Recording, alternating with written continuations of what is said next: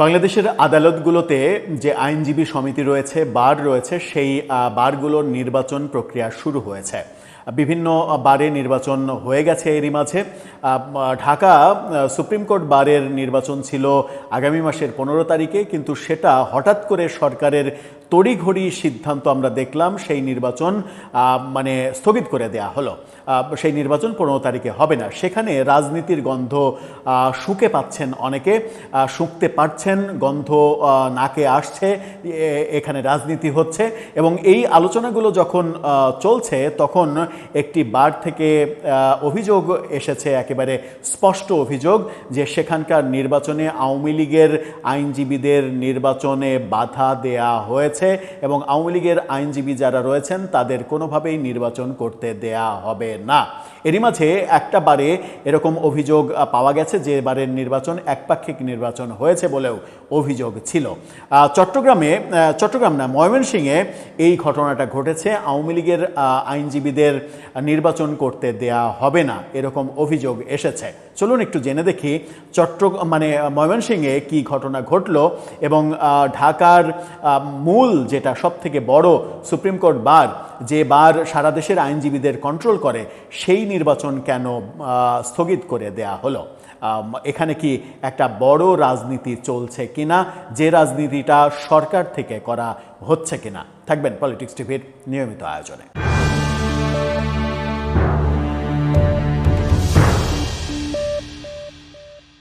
দর্শক, বলছিলাম ময়মনসিংহ থেকে অভিযোগ উঠেছে আওয়ামী লীগের প্রার্থীদের নির্বাচন করতে দেয়া হবে না।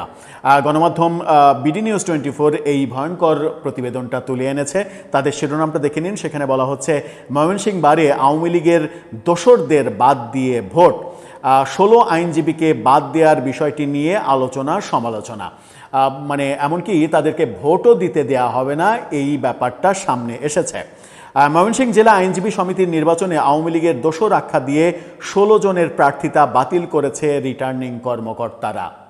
হ্যাঁ, আওয়ামী লীগের দোসর, তাই তার বাতিল করার ইস্যু কি? সে আওয়ামী লীগের দোসর।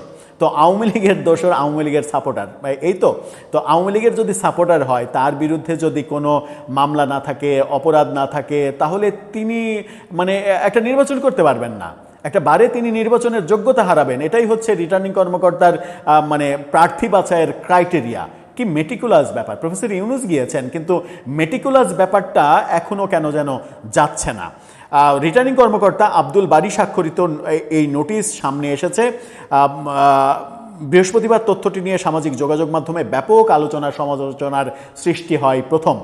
নোটিশে বলা হয়েছিল, ময়মনসিংহ জেলা আইনজীবী সমিতির আইনজীবীদের জানানো যাচ্ছে যে আইনজীবী সমিতির কার্যনির্বাহী কমিটির নির্বাচন 2026-27 উপলক্ষে 13 এপ্রিল সব প্রার্থী মনোনয়ন দাখিল করেন।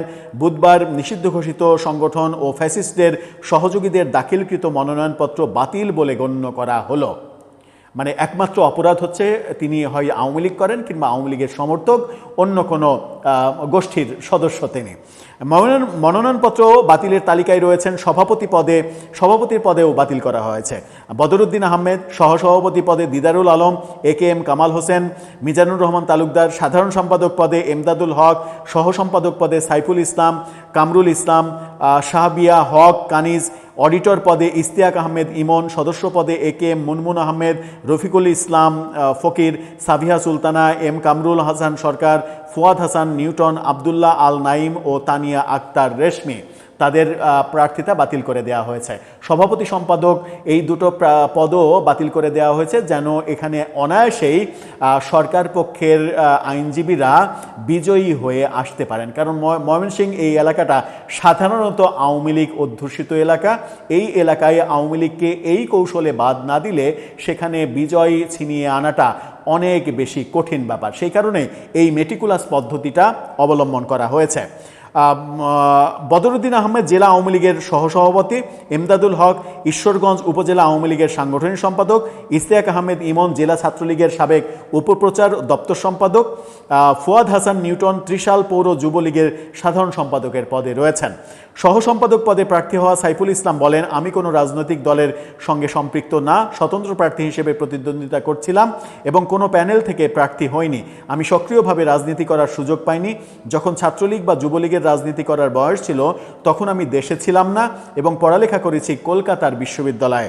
তবে আমি দেশে ফেরার পর আওয়ামী লীগের প্যানেল থেকে কার্যনির্বাহী সদস্য হিসেবে একবার নির্বাচিত হয়েছিলাম, কিন্তু আমার কোনো দলীয় পদবি নেই।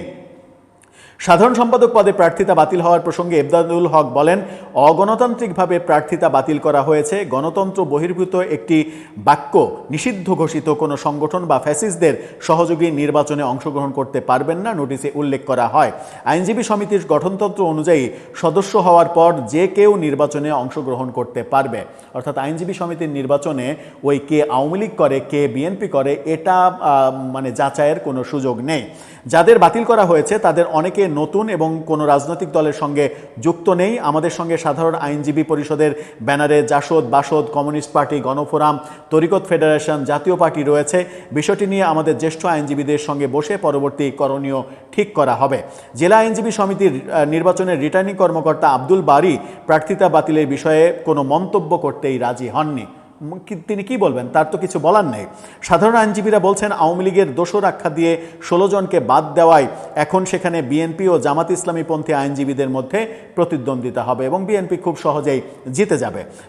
12 এপ্রিল জেলা আইনজীবী সমিতির তফসিল ঘোষণা করা হয়। এতে বলা হয়, আইনজীবী সমিতির গঠনতন্ত্রের 32-1 ধারা মোতাবেক আইনজীবী সমিতির কার্যনির্বাহী কমিটির নির্বাচন 26-27 হবে। এই ব্যাপারগুলো হয়, কিন্তু এটা বাতিল করে দেওয়া হয়েছে। এখন বিএনপি এবং জামাত তারা প্রতিদ্বন্দ্বিতা করবে।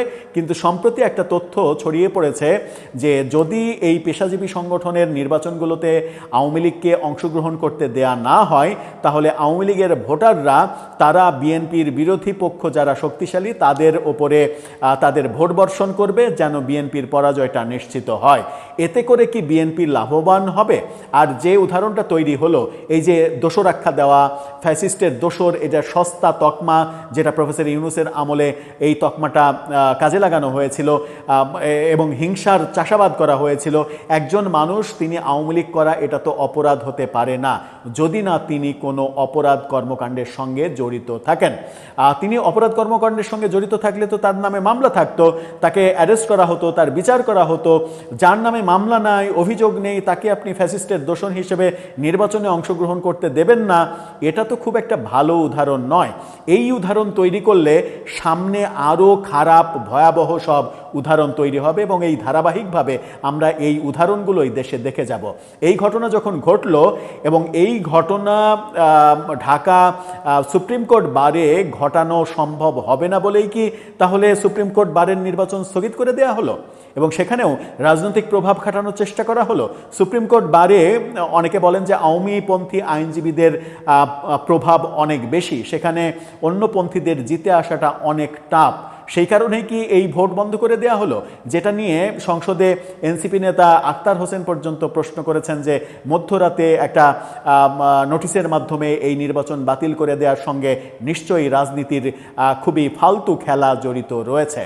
যদি এরকম রাজনীতি হয় এবং এরকম রাজনীতির উদাহরণ প্রফেসর ইউনূসের আমলের উদাহরণগুলো যেগুলো প্রচণ্ড সমালোচনা হয়েছে এবং আজকে প্রফেসর ইউনূস সমালোচনার যে পর্যায়ে চলেছেন, গতকালকেই আমরা দেখলাম, গত রাতে আনিস আলমগীর সাংবাদিক তিনি চ্যাট জিপিটির সঙ্গে একটা প্রসঙ্গ নিয়ে কথা বলেছেন। সেই পোস্ট স্ক্রিনশট দিয়ে লিখেছেন যে চ্যাট জিপিটিকে তিনি প্রশ্ন করেছিলেন যে বর্তমানে বাংলাদেশে বিশ্ব বাটপার হিসেবে কাকে চেনানো হয়, কাকে আখ্যা দেওয়া হয়, এই প্রশ্ন যখন করেছিলেন চ্যাট জিপিটি তখন উত্তরে দিয়েছে বর্তমানে বাংলাদেশে একজনকেই বিশ্ব বাটপার বলা হয়, তার নাম প্রফেসর ইউনূস। এই যদি হয় চ্যাট জিপিটির উত্তর, তাহলে কতটা সম্মানহানি প্রফেসর ইউনূসের হয়েছে 1.5 বছরের শাসন আমলে। এই উদাহরণ থেকে যদি বর্তমান সরকার না শিখে তাহলে সেটা খুব একটা ভালো উদাহরণ হবে না। যে কারণে আমরা আওয়ামী লীগকে বিদায় করলাম, আওয়ামী লীগকে ফ্যাসিস্ট বলে তাড়িয়ে দিলাম, সেই একই উদাহরণগুলো 100 গুণ বেশি প্রফেসর ইউনূস দেখিয়েছেন এবং তারপরে প্রফেসর ইউনূসের ধারাবাহিকতা যদি আবার নতুন সরকার রক্ষা করেই চলে তাহলে তো কোনো পরিবর্তন পেলাম না। ব্যাপারটা এরকম হলো যে লাউ সেই কদু, কিন্তু আমরা তো বাংলাদেশের রাজনীতিতে যে লাউ সেই কদু দেখতে চাই না। একটা পরিচ্ছন্ন রাজনীতি দেখতে চাই যেখানে সবার সহ অবস্থান থাকবে, গণতান্ত্রিক অধিকার সবার থাকবে। কিন্তু আর কতকাল এই ফ্যাসিস্টের দোসর আখ্যা, ট্যাগ এগুলো দিয়ে মানুষকে হেনস্থা করা হবে এই সমাজে? দর্শক, আপনার কাছে সেই প্রশ্ন জানিয়ে লিখতে পারেন আমাদের কমেন্ট বক্সে।